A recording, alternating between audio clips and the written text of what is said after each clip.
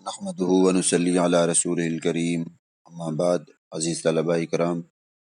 آج ہم انشاءاللہ تیسرا سبق پڑھیں گے۔ کل کے سبق میں ہم نے یہ پڑھا تھا کہ جو محدود فی القذف ہے، اگرچہ اہل ولایت میں سے ہے تو شہادت بھی اس کی معتبر ہوگی، لیکن بطور تحمل کے، نہ کہ بطور ادائے شہادت کے۔ وَإِنَّمَا الْفَائِتُ سُنَّةُ الْأَدَاءِ بِالنَّهْيِ لِجَرِيمَتِهِ، یہاں سے وَإِنَّمَا الْفَائِتُ سُنَّةُ الْأَدَاءِ بِالنَّهْيِ لِجَرِيمَتِهِ وَلَا يُبَالِي بِفَوَاتِهِ كَمَا فِي شَهَادَةِ الْعُمْيَانِ وَابْنِ الْعَاقِدَيْنِ۔ یہ محدود فی القذف کی شہادت کی ادائے شہادت کے معتبر نہ ہونے کی دلیل کا بیان ہے۔ کیا وجہ ہے کہ اگر محدود فی القذف وہ شخص کے جس پر زنا کی تہمت لگائی گئی ہو، اگر وہ مجلس میں موجود ہے اور نکاح ہو رہا ہے تو اس کی وہ گواہ تو بن سکتا ہے، لیکن اگر قاضی کی عدالت میں نکاح کو ثابت کرنے کے لیے بطور گواہ کے ثبوت کے اس کو بلایا جائے تو یہ اس کی گواہی معتبر نہیں ہوگی۔ اس کی کیا وجہ ہے؟ اس کی وجہ بیان کی ہے کہ اس کی وجہ یہ ہے کہ اس سے جو ادائیگی کا ثمرہ فوت ہو رہا ہے، یعنی گواہی کی ادائیگی کا جو فائدہ اس سے فوت ہو رہا ہے، وہ اس کے جرم کی وجہ سے ہے۔ اور اس کا جرم کیا ہے کہ اس نے ایک پاک مومن مرد یا مومنہ عورت پر اس نے تہمت لگائی تھی، تو اللہ نے اس کے بارے میں ارشاد فرمایا وَلَا تَقْبَلُوا لَهُمْ شَهَادَةً أَبَدًا، کہ ان کی گواہی کو کبھی بھی قبول نہ کرو۔ لہٰذا ان کے فوات کی کوئی پرواہ نہیں کی جائے گی۔ کما فی شاۃ العمیانی، اور میں یہ ایسے جیسے اندھا آدمی جو ہے اگر مجلس میں موجود ہو تو گواہ بن سکتا ہے، لیکن ادائے شہادت کے لیے اس کی گواہی کا اعتبار نہیں کیا جائے گا، نہ اس کو بلایا جا سکے گا۔ مثلا اگر وہ موجود ہے اور وہاں نکاح ہوا تو وہ نکاح معتبر ہے۔ اسی طریقے سے جو ہے وہ عقد کرنے والے کے بیٹے موجود ہیں، اس میں کیا کہتے ہیں، خود عاقد کے بیٹے جو ہیں وہ خود موجود ہیں نکاح کرنے والے کے اس کے اندر مجلس کے اندر، تو اس وقت ان کی گواہی معتبر ہے، لیکن ادائے شہادت کے لیے ان کی گواہی کا اعتبار نہیں کیا جائے گا۔ تو بالکل ایسے ہی محدود فی القذف کے حق میں بھی یہ اہلیت معدوم ہوگی، یعنی عاقدین کی نکاح میں صرف ان کے دو بیٹے گواہ ہوں تو ان کا نکاح درست ہو جائے گا، لیکن اگر قاضی کی دربار میں ادائے شہادت کی ضرورت پیش آ جائے تو عاقدین کے حق میں ان کے بیٹوں کی گواہی معتبر نہیں ہوگی۔ تو جس طرح اندھے اور عاقدین کے بیٹے صرف تحمل شہادت کے اہل ہیں، اسی طرح محدود فی القذف بھی صرف تحمل شہادت کا اہل ہوگا۔ اور جیسے ان دونوں صنفوں کے حق میں اہلیت ادا معدوم ہے، یعنی ادائے شہادت معدوم ہے، اس طرح محدود فی القذف کے حق میں بھی یہ اہلیت معدوم ہو جائے گی۔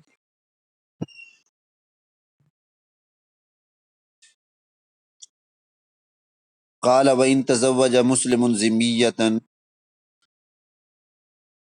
بشہادت ذمیین جاز عند ابی حنیفہ رحمہ اللہ تعالی و ابی یوسف رحمہ اللہ، وقال محمد وزفر رحمہ اللہ تعالی لا يجوز لأن السماع في النکاح شہادت ولا شہادت للکافر المسلم فكأنهما لم يسمعا کلام المسلم۔ یہاں سے ایک مسئلے کو بیان کر رہے ہیں کہ پہلے یہ سمجھ لیں کہ ذمیہ عورت کسے کہتے ہیں۔ ذمیہ سے مراد ہے کتابی عورت، یعنی ذمی اصل میں اس کافر کو کہا جاتا ہے کہ جو مسلمانوں کے ملک میں ٹھہرا ہو، رہ رہا ہو اور وہاں وہ ٹیکس ادا کر رہا ہو، تو ایسے کافر کو عربی اصطلاح کے اندر، فقہی اصطلاح کے اندر ذمی کہا جاتا ہے۔ تو مسئلہ یہ ہے کہ اگر کسی مسلمان نے دو ذمیوں کی موجودگی میں کسی کتابی عورت سے نکاح کیا، تو حضرات شیخین رحمہ اللہ کے نزدیک یہ نکاح جائز ہے۔ شیخین سے مراد امام منیف اور امام یوسف رحمۃ اللہ علیہ، اور امام محمد اور امام ظفر رحمۃ اللہ علیہ فرماتے ہیں کہ جائز نہیں ہے، اور ان کی دلیل لأن سما فی النکاح شہادت، ان کی دلیل یہ ہے کہ نکاح میں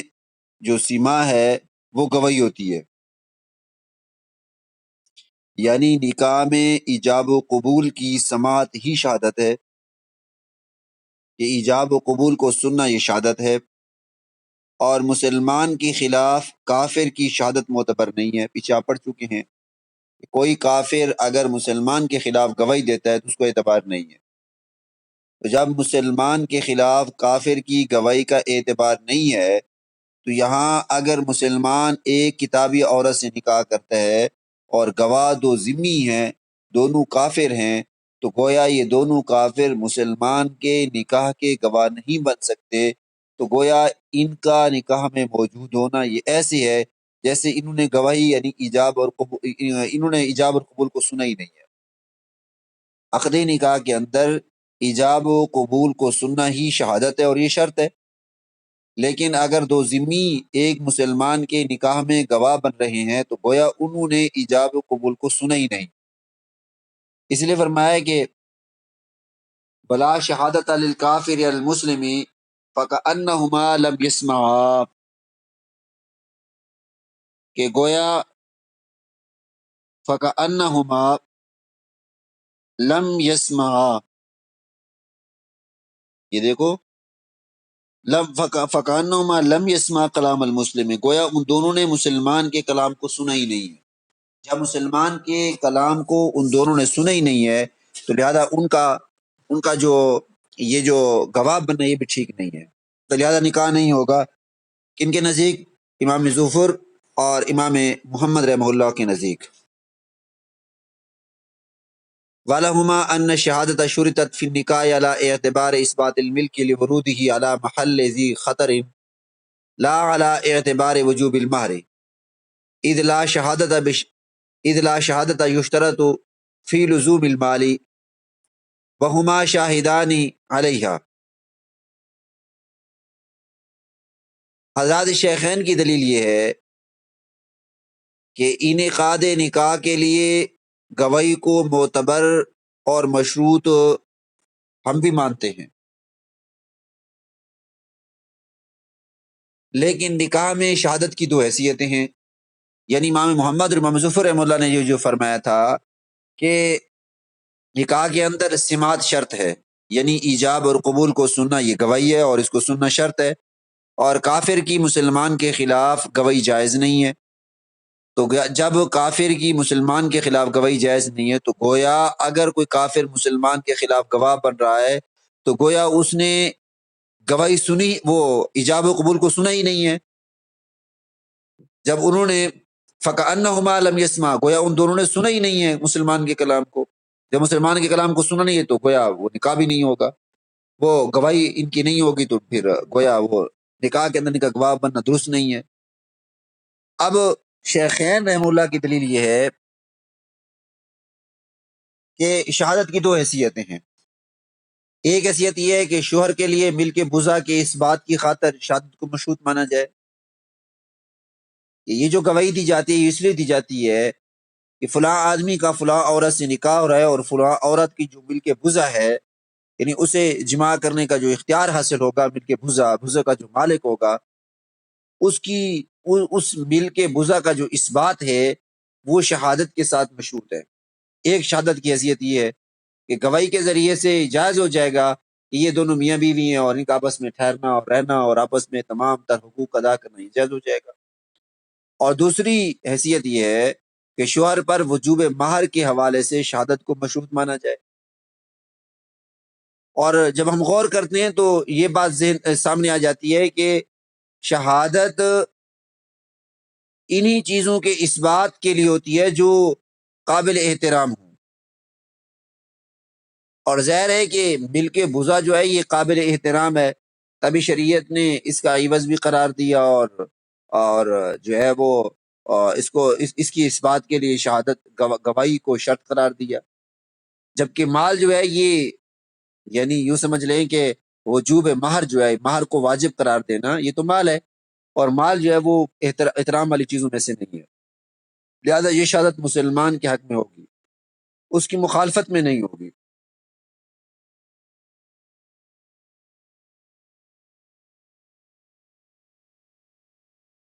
اور چونکہ یہاں مسلمان شوہر کی بیوی ذمیہ بمانی کتابیہ ہے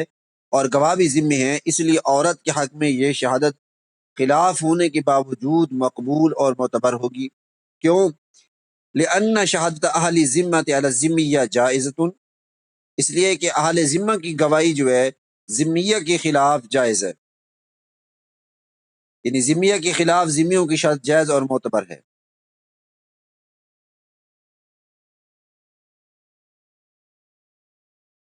صاحبین کی دلیل کیا ہے؟ والا سے ان کی دلیل یہ ہے کہ ان شہادتہ کے گواہی کو مشروط جو ہے وہ کر دیا گیا نکاح میں بل کو ثابت کرنے کے اعتبار پر، لورود ہی بوجہ نکاح کے وارد ہونے کے ایسے محل پر جو عظمت والا ہے، جو احترام والا ہے۔ نیچے لکھا ہوا ہے ای البزو، کیونکہ مل کے بزا جو ہے یہ احترام والی چیز ہے، اور جو احترام والی چیز ہوتی ہے اس کو ثابت کرنے کے لیے گواہ ضروری ہیں، بخلاف مہر کا جو وجوب ہے۔ مہر مالی چیز ہے، اور مالی چیز ذی خطر نہیں ہے، یعنی وہ عظیم چیز نہیں ہے، وہ احترام والی چیز نہیں ہے۔ لا علی اعتبار وجوب المال، نہ کہ مہر کے وجوب کے اعتبار پر، اس لیے کہ اذلا شہادت تشترط فی لزوم المالی، اس لیے کہ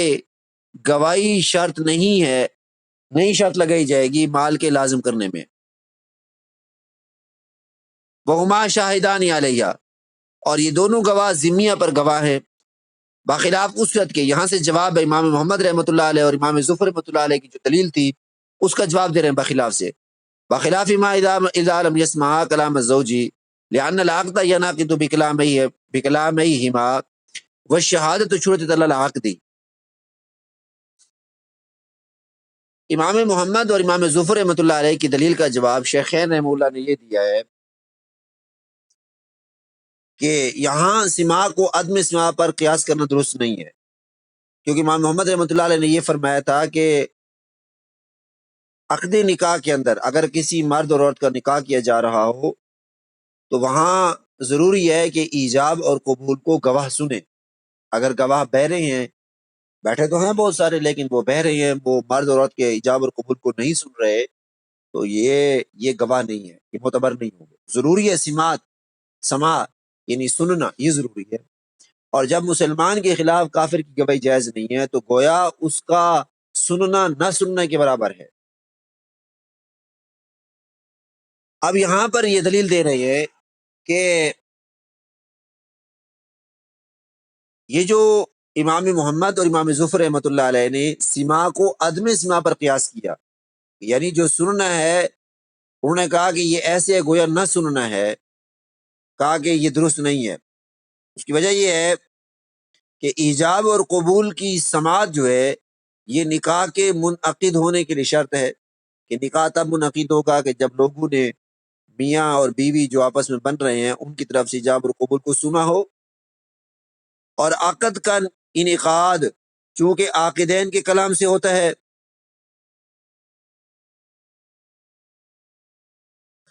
صورت مسئلہ میں جب ذمیوں نے عاقدین کے کلام کو سن رکھا ہے تو اب اس سماعت کو عدم سماعت کے درجے میں اتار کر اس پر قیاس کرنا درست عمل نہیں ہے۔ یعنی امام ابو حنیفہ رحمہ اللہ اور امام یوسف رحمۃ اللہ علیہ جو شیخین ہیں وہ یہ فرماتے ہیں اذا لم يسمع کلام الزوج، بخلاف اس وقت کے کہ جب ان دونوں نے بالکل ہی نہیں سنا زوج کے کلام کو، اس لیے کہ عقد تو میاں بیوی کے دونوں کے کلام سے منعقد ہو جاتا ہے، اور عقد پر گواہی جو ہے وہ شرط قرار دی گئی ہے۔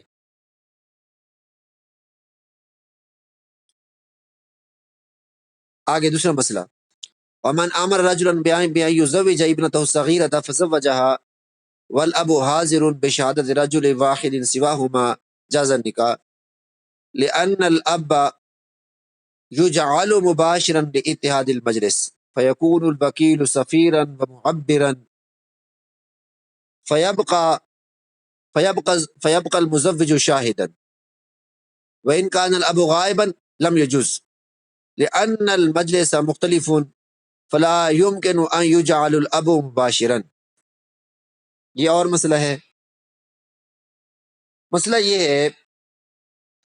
کہ اگر کسی شخص نے دوسرے کو اپنی چھوٹی نابالغہ بیٹی کا نکاح کرنے کا حکم دیا، مثال کے طور پر زید نے بکر کو اپنی نابالغہ بچی کی عقد کا وکیل بنایا اور یوں کہا کہ بھائی تم اس بچی کا نکاح کسی سے کر دو. بکر نے زید کی بات پر عمل کرتے ہوئے اسی مجلس میں اپنے اور موکل کے علاوہ ایک تیسرے شخص کی موجودگی میں اس بچی کا نکاح کر دیا. اب آیا یہ نکاح منعقد ہوگا یا نہیں ہوگا؟ یعنی زید نے بکر کو وکیل بنایا، زید موکل بن گیا اور بکر کیا بن گیا؟ وکیل. تو اپنے اور موکل کے علاوہ تیسرے شخص کی موجودگی میں یعنی بچی کا نکاح کیا جا رہا ہے عبداللہ سے، عبداللہ بھی موجود، زید جس نے بکر سے یہ کہا کہ میری بچی کا نکاح کرو، زید بھی موجود، بکر بھی موجود. اب مسئلہ یہ ہے کہ اگر بکر جو کہ وکیل ہے، جس کو زید نے وکیل بنایا ہے، جب وہ نکاح کروا رہا ہے اور خود بچی کا والد یعنی زید جو کہ موکل ہے وہ بھی موجود ہے، تو مجلس کے متحد ہونے کی وجہ سے اس لڑکی کے والد کو جو کہ زید ہے اس کو ہم بنائیں گے مباشر. وہ عقد یہ کر رہا ہے کیونکہ عامر وہی ہے. تو اب اس صورت میں جو وکیل ہے وہ ماں سفیر اور ترجمان بن جائے گا، ترجمان بن جائے گا.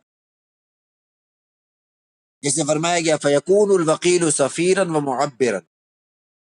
یہ وکیل جو ہے وہ صرف سفیر اور ترجمان بن جائے گا. فیبقى المزوج شاہدا، لہذا اب وکیل جو ہے ایک گواہ یہ بن جائے گا، اور ایک گواہ اس کا باپ بن جائے گا. وَإِنْ كَانَ الْأَبُ غَائِبًا، اور اگر والد جو ہے وہ غائب ہو، لم یجوز، پھر جائز نہیں ہے. اس لیے جائز نہیں ہے کہ باپ کو مجلس کے مختلف ہونے کی وجہ سے مباشر نہیں مان سکتے. مثال کے طور پر نکاح کیا جا رہا ہے ڈریس مل خان میں اور لڑکی کا جو والد ہے وہ بیٹھا ہے ملتان میں، وہ بیٹھا ہے کراچی میں، وہ بیٹھا ہے اسلام آباد میں، وہ بیٹھا ہے امریکہ میں. اب اس کو ہم مباشر نہیں مان سکتے. جب مباشر نہیں مان سکتے تو گواہوں کا جو نصاب ہے، ان دو گواہ ہوں یا ایک مرد اور دو عورتیں گواہ ہوں، وہ پورا نہیں ہے. لہذا اس صورت میں نکاح منعقد نہیں ہوگا. ترجمہ دیکھ لیں ذرا دوبارہ. اگر کسی شخص نے ومن امر رجل بان یزوج ابنته الصغیرہ، اگر کسی شخص نے دوسرے کو اپنی چھوٹی بیٹی کا نکاح کرنے کا حکم دیا، چنانچہ اس نے عامر و معمور کے علاوہ ایک تیسرے شخص کی موجودگی میں اس کا نکاح کر دیا اور باپ بھی اسی مجلس میں موجود ہے،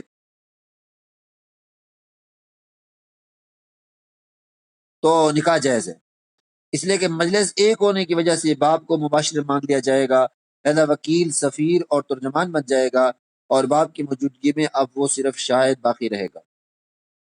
فَإِنْ كَانَ الْأَبُ غَائِبًا، اور اگر باپ جو ہے وہ غائب ہو تو نکاح جائز نہیں ہے کیونکہ مجلس مختلف ہے. اس لیے اب باپ کو مباشر ماننا درست نہیں ہوگا.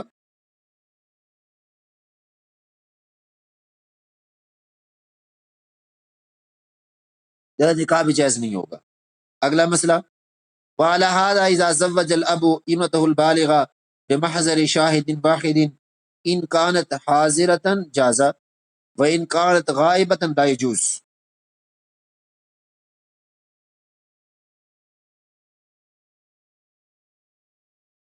اگر کسی باپ نے صرف ایک گواہ کی موجودگی میں اپنی بڑی اور بالغہ لڑکی کا نکاح کیا، پہلے تھی نا بالغہ لڑکی، اور پھر وکیل بنایا تھا، یعنی زید نے بکر کو وکیل بنایا تھا. اب مسئلہ اور ہے، ایک آدمی نے اپنی بالغہ عاقلہ بیٹی کا نکاح کیا ایک گواہ کی موجودگی میں، اور وہ لڑکی بھی نکاح کی مجلس میں موجود ہے، تو نکاح درست ہوگا. اس لیے کہ جب لڑکی نکاح کی مجلس میں موجود ہے تو ہم اسے مباشرہ اور عاقدہ مان لیں گے. ہم یہ سمجھیں گے کہ یہ بچی اپنا نکاح خود کر رہی ہے، اس لیے کہ عاقل بھی ہے، بالغ بھی ہے اور اسے اختیار حاصل ہے.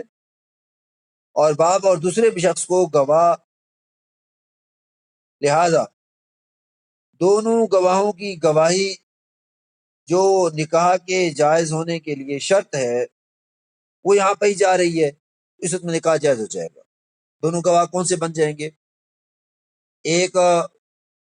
باپ بن جائے گا اور ایک جو گواہ موجود ہے دوسرا. لیکن اگر لڑکی مجلس عقد میں موجود نہیں ہے، وَإِنْ كَانَتْ غَائِبَةً لَا يَجُوزُ، تو پھر اس وقت میں نکاح جائز نہیں ہوگا.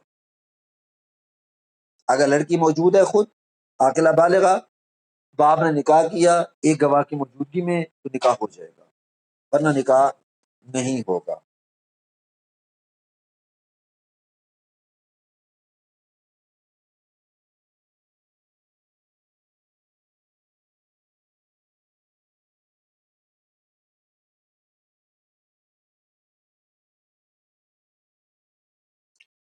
فصل فی بیان المحرمات،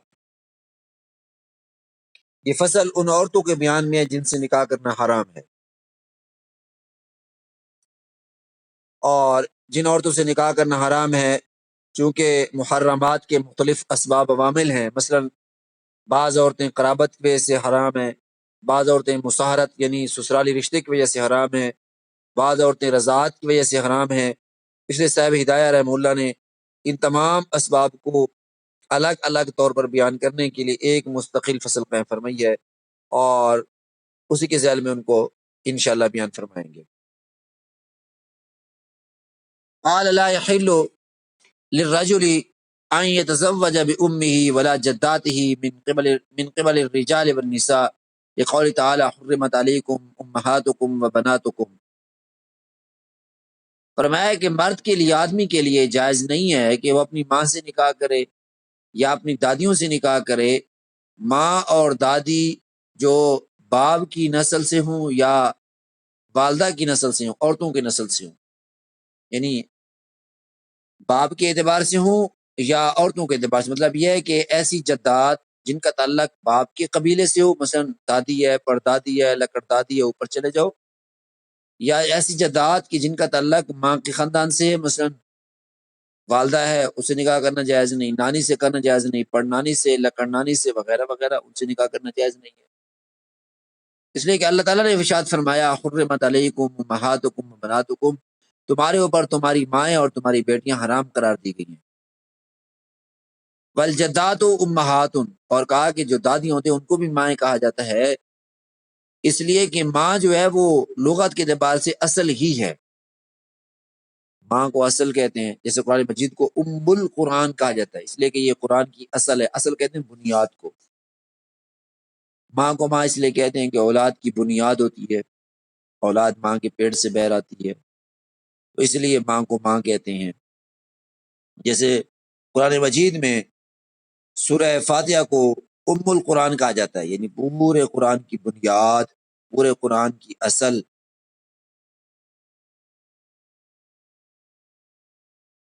اور تثبت حرمت ہن بالاجماع، اور یا فرمایا کہ قرآن مجید کی آیت سے بھی ان کی حرمت ثابت ہے، اور بالاجماع اہل سنت والجماعت کے تمام مسالے کا اس بات پر اجماع ہے کہ اپنی والدہ سے یا دادی سے یا پردادی نانی سے یا پڑنانی سے یا اپنی دادی سے پردادی سے لکڑ دادی سے نکاح کرنا جائز نہیں ہے.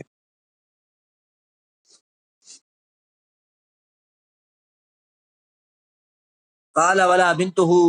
بما تلونا ولا بنت ولده وان سفلت للاجماع، فرماتے ہیں کہ ہماری تلاوت کردہ قرآنی آیت کی وجہ سے مرد کے لیے اپنی بیٹی سے نکاح کرنا بھی حلال نہیں ہے، اور نہ ہی اپنے پوتی سے نکاح کرنا حلال ہے. بَإِن سفلت للاجماع، اگرچہ اس درجے میں جتنی بھی نیچے عورتیں ہیں، مثلا پوتی ہے، پڑپوتی ہے، لکڑ پوتی ہے، جھکڑ پوتی ہے وغیرہ وغیرہ، چلتے چلو، یہ جتنے بھی اس طرح کے رشتے آئیں گے نیچے، سفلت مطلب نیچے آنا، نیچے کی طرف جانا، تو یہ تمام کے تمام رشتے ان سے نکاح کرنا جائز نہیں ہے۔ ولا بأختی ولا بنات اختی، نہ اپنی بہن سے نکاح کرنا جائز اور نہ اپنی بہن کی بیٹیوں سے یعنی بھانجے سے نکاح کرنا جائز۔ ولا ببنات اخی، نہ اپنی بھتیجوں سے نکاح کرنا جائز۔ ولا بعمتی ولا بخالتی، نہ اپنی پھوپھی سے نہ اپنی خالہ سے، اس لیے کہ ان تمام کی جو حرمت ہے وہ اس آیت کے اندر منصوص ہے۔ حرمت علیکم امہاتکم وبناتکم وخواتکم، یہ جو آیت کریمہ ہے اس کے اندر تمام رشتہ داروں کے جو ہے وہ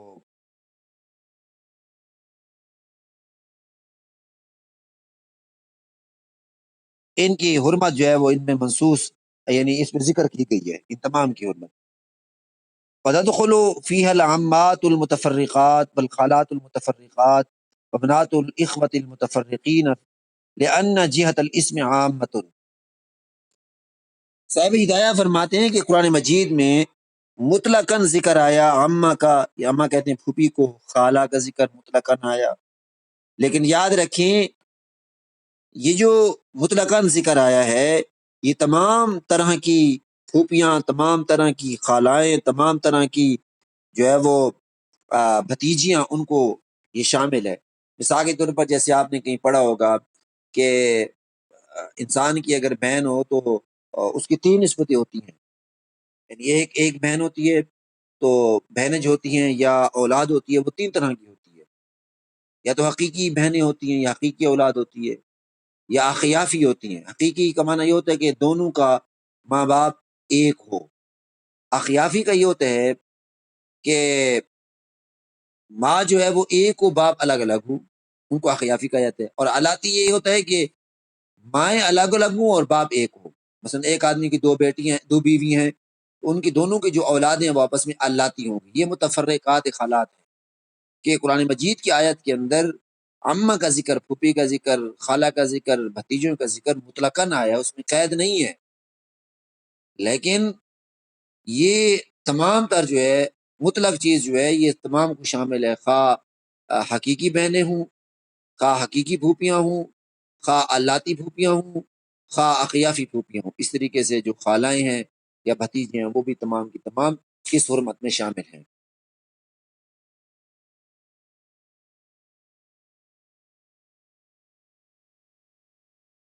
قال ولا بأم امرأته التي دخل بها اولم يدخل لقول تعالی وامهات نسائكم من غیر قید الدخول۔ اس طریقے سے فرمایا کہ اپنی بیوی کی ماں سے یعنی ساس سے نکاح کرنا بھی جائز نہیں ہے، اور یہ اس لیے حلال نہیں ہے آمزی کے دخول نہ کیا ہو۔ یعنی ایک آدمی کی جو بیوی ہے وہ اپنی بیوی کی ماں سے نکاح اس کا کرنا جائز نہیں، آمزی کے بیوی سے دخول کر چکا ہو یا ابھی تک دخول نہیں کیا، یعنی رخصتی نہیں ہوئی، ابھی تک نکاح تو ہو چکا ہے، رخصتی نہیں ہوئی، بس جیسے نکاح ہو گیا آمزی کے دخول ہو یا دخول نہ ہو، بیوی کی ماں یعنی ساس سے نکاح کرنا جائز نہیں ہے، کیوں قرآن مجید میں اللہ نے فرمایا وَأُمَّهَاتُ نِسَائِكُمْ ولا۔ جی آگے فرمایا کہ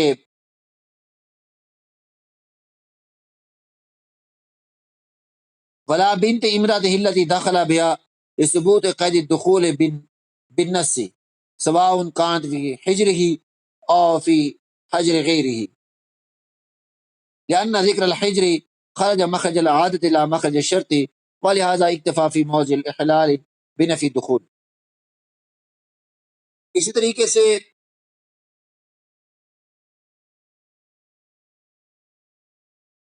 اپنی اس بیوی کی بیٹی سے نکاح کرنا بھی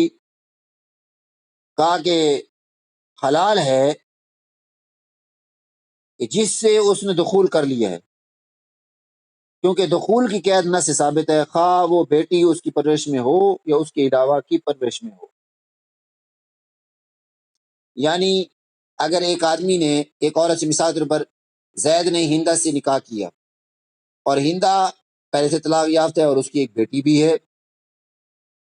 اب زید نے جو ہندہ سے نکاح کیا، شرط یہ ہے کہ اگر تو زید ہندہ سے دخول کر چکا ہے تو پھر ہندہ کی جو بیٹی ہے جو دوسرے خامے سے تھی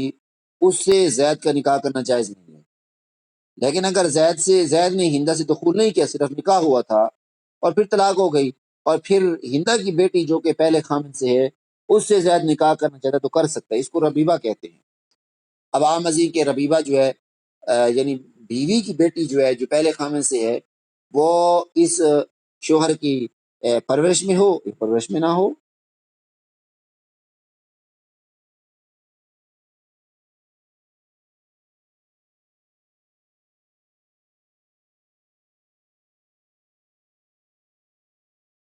لہٰذا اگر تو آدمی نے اپنی بیوی سے دخول کیا ہے تو پھر اس صورت میں تو یعنی یوں سمجھ لیں کہ نکاح کرنا جائز نہیں ہوگا، اور اگر دخول نہیں کیا تو پھر نکاح کرنا جائز ہوگا۔ ترجمہ دیکھ لیں ذرا۔ قال ولا بأم امرأته التي دخل بابنتها، دیکھیں ذرا یہاں سے دیکھ بابنتها، فرماتے ہیں کہ نہ اپنی بیوی کی ماں سے نکاح کرنا حلال ہے، خواہ اس نے اس کی بیٹی سے دخول کیا ہو یا نہ کیا ہو، اس لیے کہ باری تعالیٰ کا ارشاد ہے امہات نسائکم بغیر دخول کی قید کے والد ہے، اور نہ اپنی اس بیوی کی بیٹی سے نکاح کرنا حلال ہے جسے اس نے دخول کر لیا ہے۔ دخول کے بعد اپنی بیوی کی بیٹی سے نکاح کرنا حلال نہیں ہے، کیونکہ دخول کی قید نہ سے ثابت ہے، خواہ وہ بیٹی اس آدمی کی پرورش میں ہو یا اس کے علاوہ کی پرورش میں ہو، کیونکہ لأن ذکر الحجر، اس لیے کہ حجر کا ذکر جو ہے عادت کے طور پر ہے نہ کہ شرط کے طور پر، اسی وجہ سے موضع احلال میں صرف دخول کی نفی پر اتفاق کیا گیا۔ کیوں دخول کی نفی پر؟ کہ اگر ایک آدمی اپنی بیوی سے دخول کر لیتا ہے تو پھر بیوی کی جو بیٹی ہے اس سے نکاح کرنا جائز نہیں، اور اگر دخول نہیں کیا اس نے، صرف رخصتی جو ہے وہ ہونا تھی، نکاح ہو چکا تھا ابھی رخصتی نہیں ہوئی تھی اور دخول وغیرہ نہیں ہوا، تو اس کے بعد جو ہے وہ اس آدمی کی بیٹی سے نکاح کرنا چاہتا ہے تو نکاح کر سکتا ہے۔